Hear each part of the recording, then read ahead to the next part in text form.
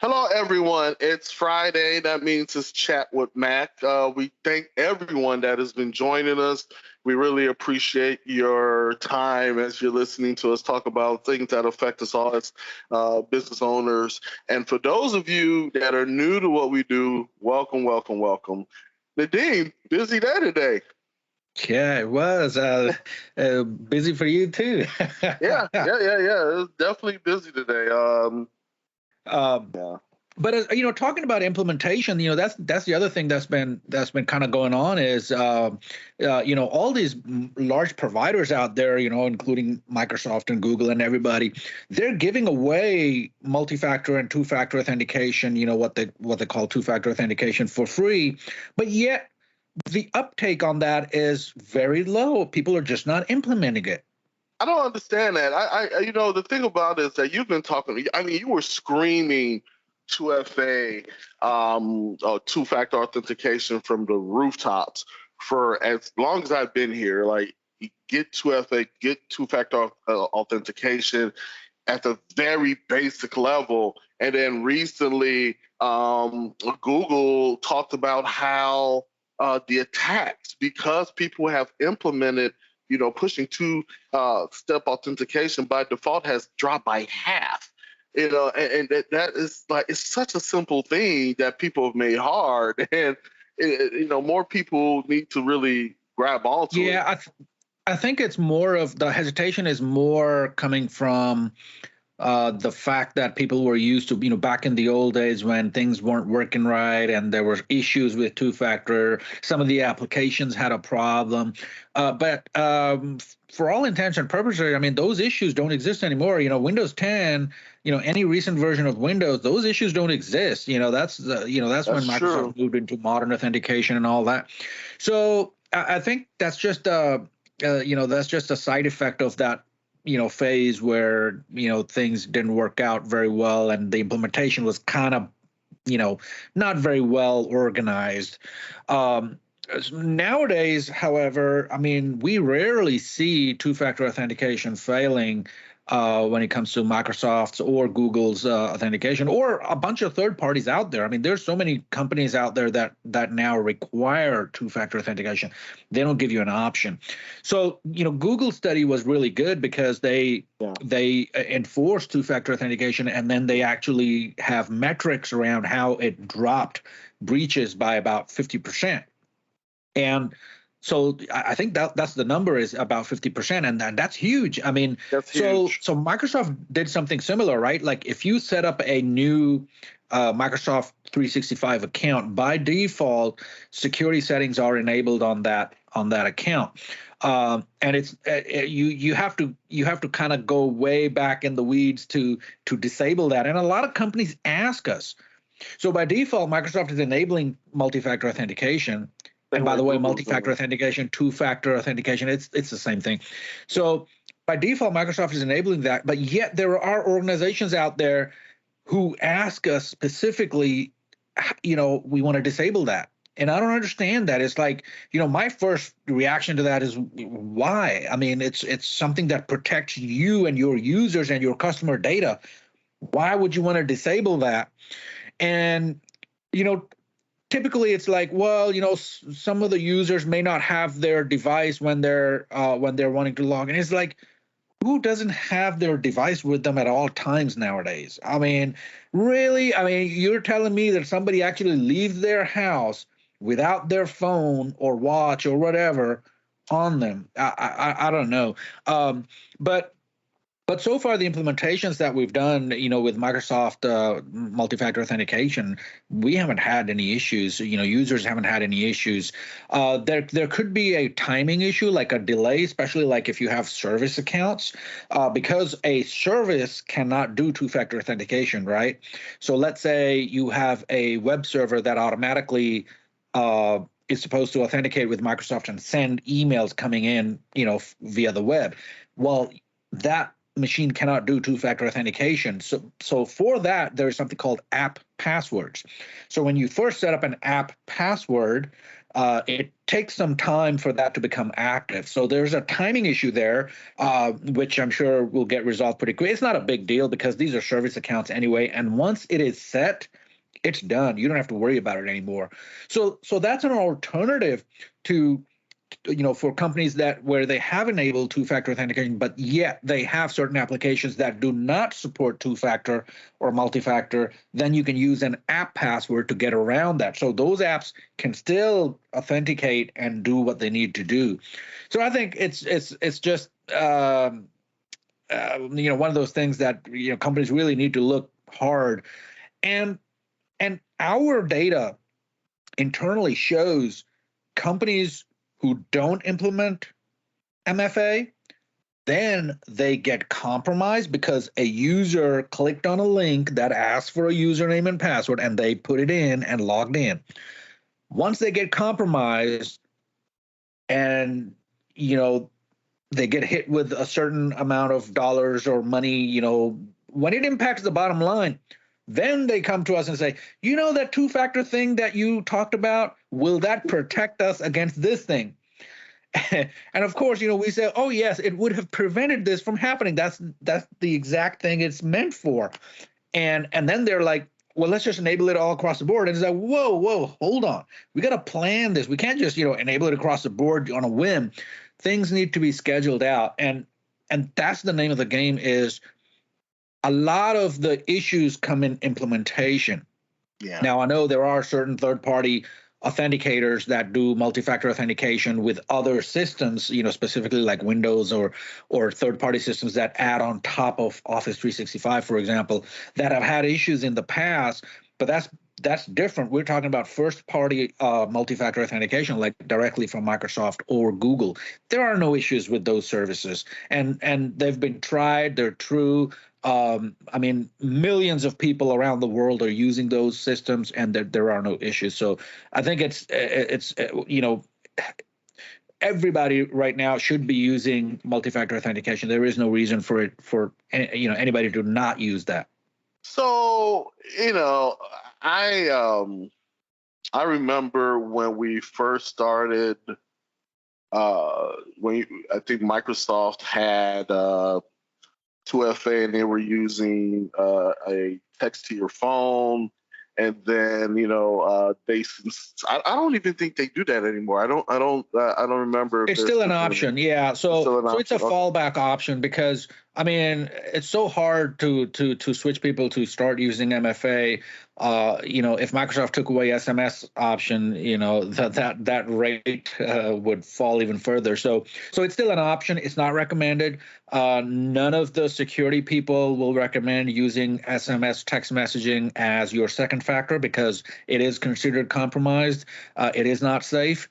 Anybody and everybody out there should be using some sort of an authenticator app, and Microsoft has their own authentication app.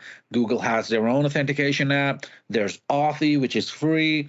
I love Authy. There's many different apps out there. Authy is very complete. Love it. It's Passly too, right? Is Passly? Yeah. So Passly too, but we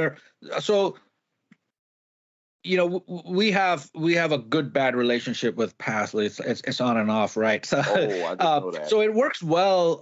It works well when it comes to Windows, but like towards the end of last year, in December, Passly rolled out an update, and that update caused all kinds of issues for us, especially new implementations. Existing implementations were fine, but all the new implementations and it just so happened that we had a few implementations going on in December for Passly, so we were hit by those issues all at once. So we rolled back. We didn't. We don't.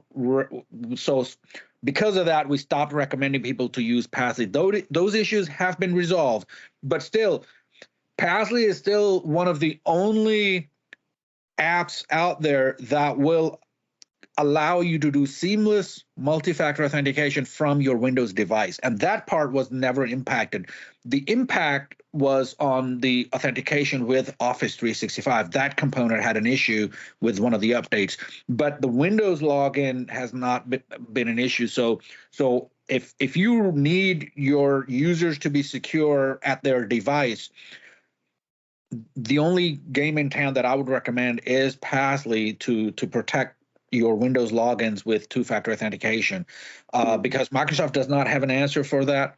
They're saying use Face ID, which is built into your Microsoft Surface devices. That's what I use. But if you have a device that does not support or does not have a Face ID camera in it, then you're stuck. Microsoft doesn't have two-factor, doesn't have multi-factor. So Passly really helps in those kind of situations protect those devices. And certain industries have a requirement for multi-factor authentication. So that's where Passly really comes in. So it was a little hiccup that Passly had, and it was basically because management pushed real hard on their dev teams to roll out some updates because they were feature enhancements, and that just broke certain things. But besides that, I mean, everything has been good. And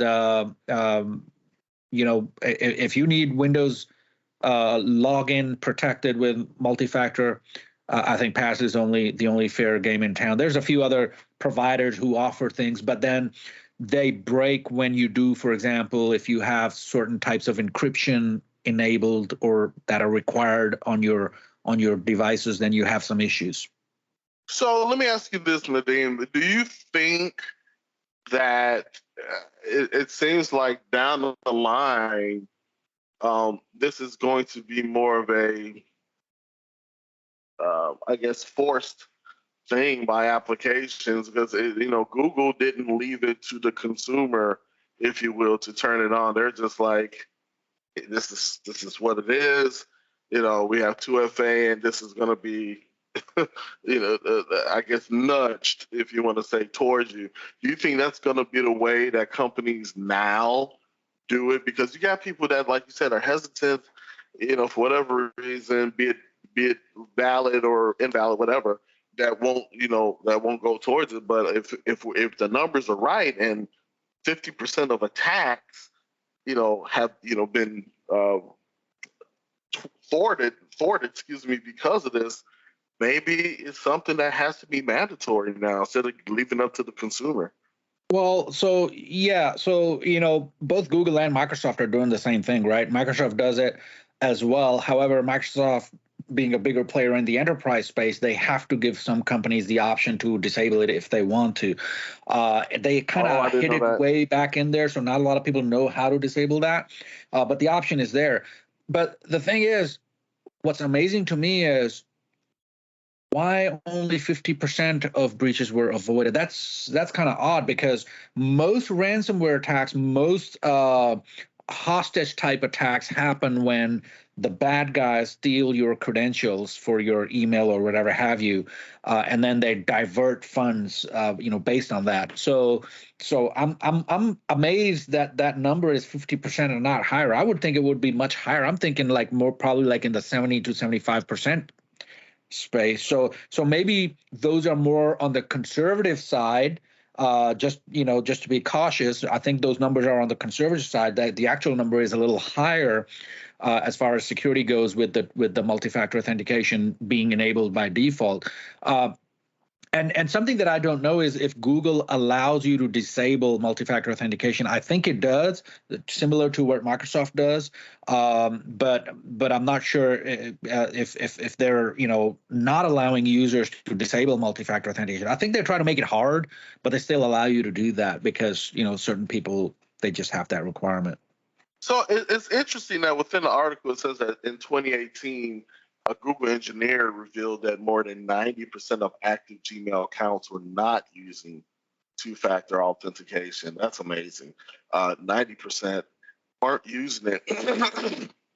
And I guess that's one of the reasons, because I remember before I turned on 2FA, I was constantly constantly getting attacks on my personal Gmail account, compromise, and I mean, even more than Yahoo. If I want to really be honest, I'm like, why this is constantly happening? So now when you think about uh, that's just a consumer.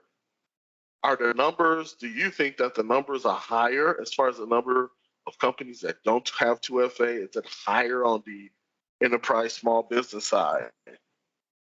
I don't think it's higher. I think it's about the same. It's whatever is on the consumer side is what's in the enterprise, because at the end of the day, all those consumers work for enterprise, right? But the thing is, that is still a staggering number, That's a and staggering it's number. and especially for a service like Google. I mean, you would I mean, if Google enabled it by default and then let the user disable it, the numbers might be a little different. But still, I know of a lot of people who just are like, well, I don't want to enable that. I mean, even now, I speak with other IT companies, and where they're like, oh no, we're not recommending multi-factor, and they're not recommending multi-factor because they themselves don't have the experience to implement the multi-factor authentication. A lot of times it's just unknown because people have not tried it. It's unknown, so they're scared of it. It's just being scared of the unknown. But the thing is, it has to happen. It's like, as the industry as a whole matures, we are going to see things like this become more commonplace, and MFA and things like that become standardized because the whole industry is maturing. So I think the numbers are going to get better. I mean, we certainly try to push all our customers to go with multi-factor. Sure. We've had a few customers where we made recommendations, they didn't do it, and then they had a breach with upper level management had a breach, and then the pendulum kind of swung the other way, and then they wanted to enable it yesterday. Which of course is you can't just enable it yesterday. You got to take a phased approach because there is a learning curve, right?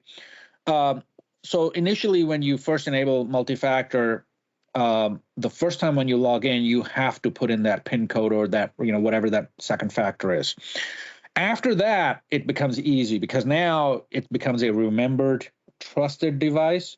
Mm-hmm. So second time and onwards, it's easier unless and until some big update comes down and you have to do the PIN code again. But for the amount of security, I think it's a no-brainer. People just should enable it. And everybody who's listening, in on this call, if you don't have multi-factor authentication, you should enable it.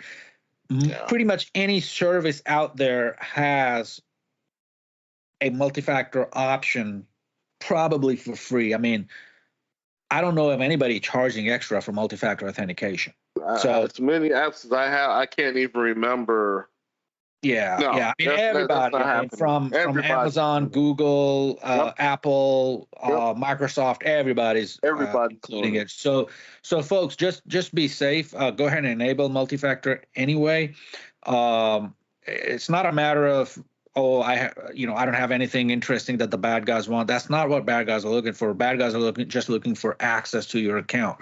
So don't lose track of that. But I think that's with I think Google did a good study that what they did, and then I think Microsoft did a good thing as well with enforcing multi-factor authentication on all new accounts. Yeah. So if you set up a new account, whether it's for Azure login or Microsoft 365, you are going to get second-factor authentication. And the way they implement it is pretty good too, because it will let you log in without multi-factor authentication a few times, and then it will start nudging you. It'll say like, "Hey, you have 15 days left before we force you to enable MFA," and then 14. So it'll just count down until one day it will be like, I'm not going to let you log in until you enable MFA. Until you enable it. So the implementation is actually pretty good. Yeah, I think that needs to be that needs to be done. That does. Yeah. So, but yeah, I mean, with that, I know, Mac, you're tired. I'm tired. We'll call it a day. It's going to be a great weekend. Just one And thing, if yeah, I may. Ladies and gentlemen, if you didn't come to the CEO's business leaders meeting today that we had at 9 a.m., you really missed something great. Nadeem really touched on a few things on the business side as far as technology is concerned.